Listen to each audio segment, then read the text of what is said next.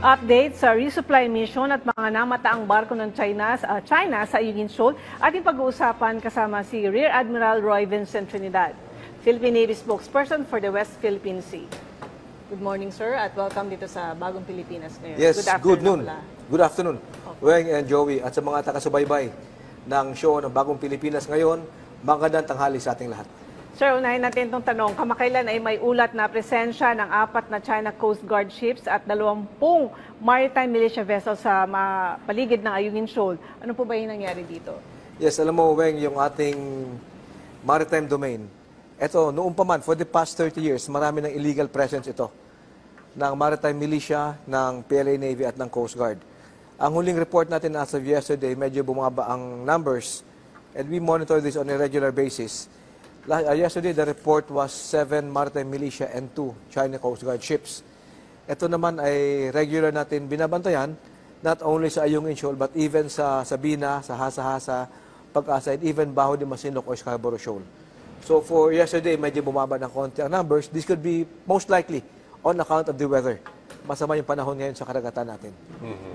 So, kailan ba, sir, yung huling resupply mission?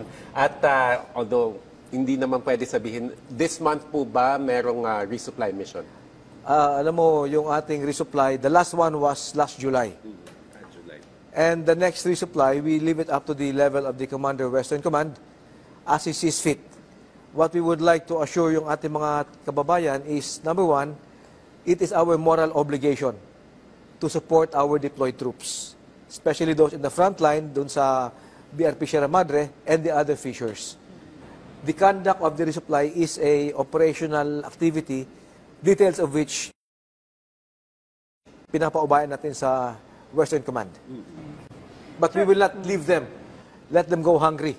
Kailangan suportahan natin. It's a moral obligation ng ating leadership. Opo. Sir, kung sakaling harangin uli ng China itong resupply missions ninyo, ano yung magiging tugon ng Philippine Navy? Meron bang dagdag na hakbang para protektahan pa yung ating mga tropa doon sa Ayungin Shoal? Alam mo, Weng, hindi lamang, before I get to Ayungin Shoal, hindi lamang sa Ayungin Shoal, but even sa Baho de Masinloc, we have been at the receiving end of the coercive and aggressive actions of the Chinese Coast Guard, the Maritime Militia, and the PLA Navy. Yung nangyari noong August 11, it's an example of that. Ito naman sa Ayungin Shoal, if ever there would be more coercive and aggressive actions, we have enough contingency plans in place to be able to respond. Bottom line is, hindi natin papabayaan yung ating mga tropa na nakadeploy doon. We will not let them go hungry. Kung ano man ang kailangan na supplies, we will keep supporting them.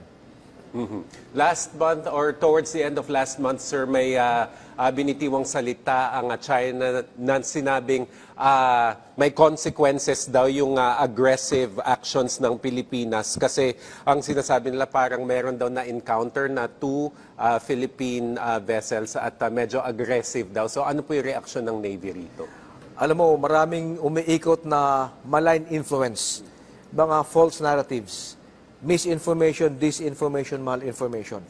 So we have been very deliberate in telling the public, be careful what we digest, especially those messages coming from the Chinese Communist Party. Sapagkat marami dito is there to justify their actions. Na alam naman natin historically, walang basis sa international law. So when they say that there will be consequences, we take it with a grain of salt. It will not deter us from performing our mandate, from doing our patrols, from doing our resupply missions.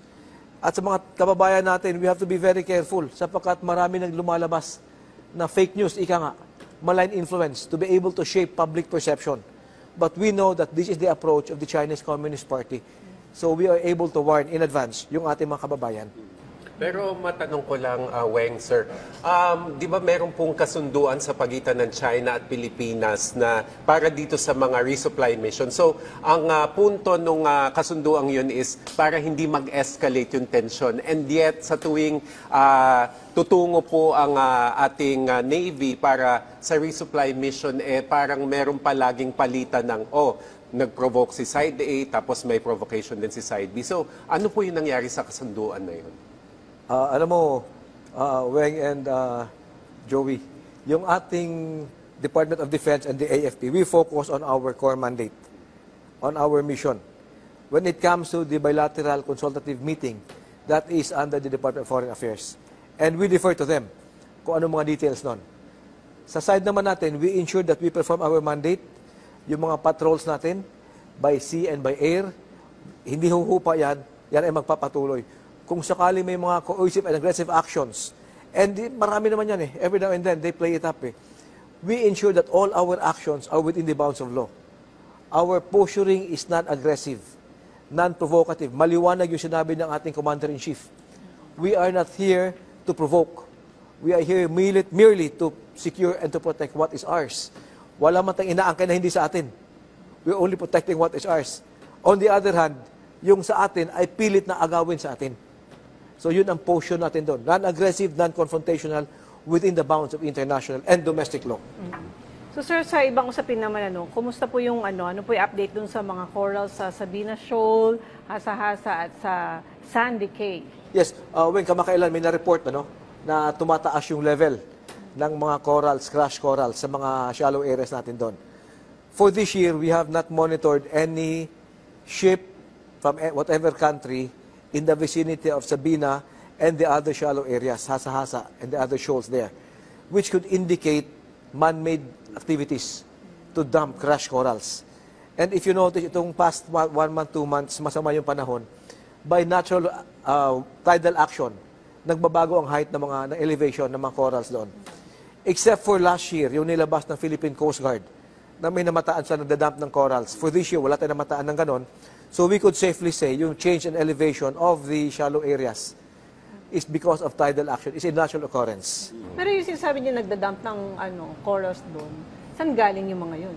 Tsaka paano natin na monitor? Meron po ba tayong regular divers na nag-check doon sa area? Yes, in fact, yung NSC and the Philippine Coast Guard sent a scientific team to check yung sa Sandy Cay and I think sa Sabina o sa Hasa-Hasa. But this was last year. So in order to be able to protect further our environment in the maritime domain, may regular checks ang iba't ibang agencies of government. At yung Philippine Navy, yung AFP naman, we support them in performing their own mandate. So yung sinabi niyo, sir, na natural occurrence yung pag-build up ng corals, ganito rin yung observation ng Coast Guard at saka ng BFAR po? Yes, for this year. For last year, may na-report tayo na may na-monitor ang Coast Guard na the-dump ng crash corals. So sir, paano po binabantayan ngayon yung mga lugar na ito para masiguro na walang nagaganap na reclamation o dumping activities sa iba pang bansa? Yes. Today, o ng ibang bansa pala? Yeah. Today, Weng, we have stronger coordination between the AFP, the Coast Guard, BFAR, even the PNP Maritime Group, all other agencies of government in the maritime domain. Sapagkat it would take everybody's concerted effort to be able to do what we call maritime domain awareness, to know what's happening out there. As much as possible, we cover the entire area, 24/7 hanggat kaya. So we have stronger monitoring today than we had, I usually say this, than we had yesterday. Or ika nga, because of our modernization efforts program at DND and our coordination with the other government agencies, we know what is happening out there, almost the entire area. And we would like to achieve it 24/7. Sir, sakali naman po magbago yung elevation ng low tide features dahil po dyan sa coral buildup na sinabi nyo na nga po na natural occurrence, ano po yung posibleng implikasyon nito sa maritime law pati sa territorial rights natin? Posible po bang maapektuhan yung claims ng ating bansa? Good question, Joey. The role of the Philippine Navy, the AFP, is to ensure walang mangyaring man-made activity. Human-induced or activities that would show they are deliberately dumping crash corals. Ito naman, this could lead to more reclamation activities. Ayaw natin ng ganon. In the event may na-monitor tayo, inaakyat natin ito to DND, to the Security Council, to the Maritime Council for the appropriate action by government. We do not act on our own. We are one of the instruments of government in the maritime domain. So our primary contribution is to monitor the area through our different sensors and at the same time, physical presence, patrols on sea and on air. Pero kung sakaling meron po ba kayong dagdag na operasyon or parang steps para tiyakin na wala ng dayuhan na activities na posibleng samantalahin yung sitwasyon doon? Yes, may mga dagdag activities tayo. From the Philippine Navy side, bawat dagdag na barko na bago natin, ito ay nagdadagdag sa ating kakayanan to be able to patrol more our waters.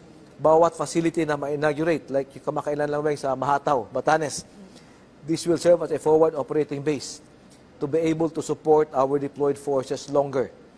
Bawat aircraft na dumati sa Philippine Air Force will afford us more air surveillance flights. So every project of modernization of the AFP, which is being handled by DND, affords us more flexibility in performing our mandate. Hindi ko alam, sir, kung familiar kayo dito. May lumabas po kasing ulat kahapon na may naligtas naman po yung Marine Corps na 3 nawawalang mangingisda sa West Philippine Sea. Kung meron kayong detalye nito, sir. At siguro bigyan nyo na rin kami ng picture kung paano. Kasi ang pagkakadescribe dito napadpad sila dun sa area na yun. So, yes, ito yung mga fishermen natin, fisher folks, na nakaberya yung kanilang bangka. And because right now, dahil nga sa masamang panahon,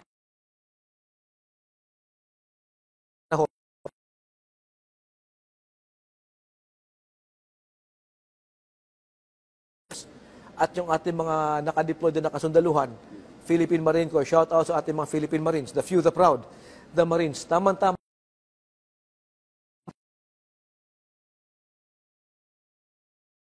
Yung ating mga members ng AFP providing assistance to our fisher folks. So sir, bukod po doon sa mga nakikita natin na ginagawa nila sa territorial waters ng Pilipinas, may iba pa po ba silang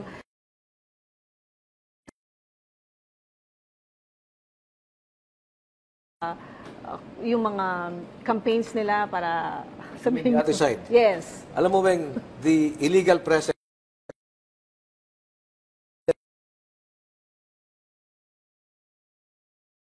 domain. We're very clear about this. We're not against China. Marami sa atin may kamag-anak na Chinese. We are against the ruling elite, the party that controls China, the Chinese Communist Party, and their agents in the maritime domain, Chinese Coast Guard, PLA Navy, the Maritime Militia. Their presence in our EEZ has been illegal for the past 30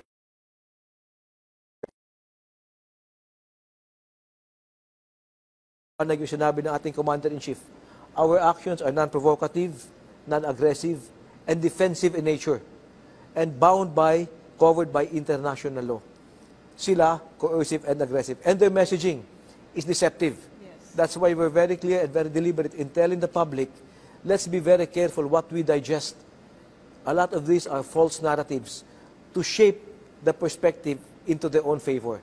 Rest assured, Wayne, that we have sufficient contingencies in.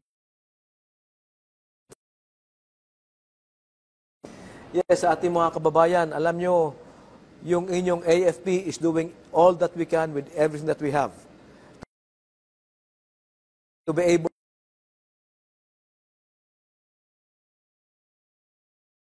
to ensure that we could be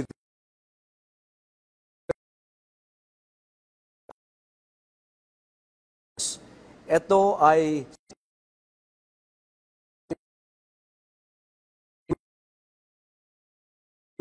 in the outermost parts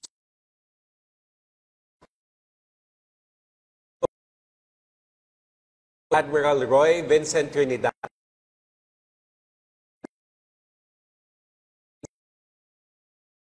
Thank you, Joey. Thank you. Manatiling nakatulong